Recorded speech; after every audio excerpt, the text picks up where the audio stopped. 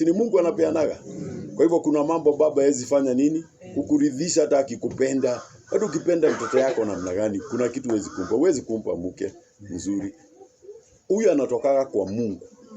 Ni Mungu anapatia. Na mambo mengine mtu anaweza rithi. Kwa hivyo hata kama baba alipenda Esau, kuna kanuni Esau alishindwa kufanya.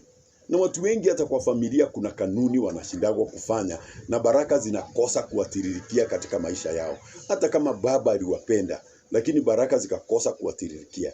Moja ikiwa ni ya kwamba lazima ujue kutumikia mzazi. Baraka za mzazi haziwezi toka kama hujamtumikia. There is no way blessings zake zinaweza toka, ambazo anaweza kukupa shamba, nyumba na kila kitu wako nayo, lakini baraka anaweza kufa nayo. Na watu washakufa na manto, watu kama Elisha alikosa kupa, ule mtu alikuwa na karibu na yeye alikosa kukua na moyo wake, na Elisha akakufa na upako wake, na akakosa kupatia Gehazi, na Gehazi ndiye angepatiwa, kwa sababu kuna vile baraka Mungu ameziodain ziweze kutoka. Na kwa hivyo Rebeka alipojua na mama alipojua kwamba hapa kuna baraka zinaweza toka,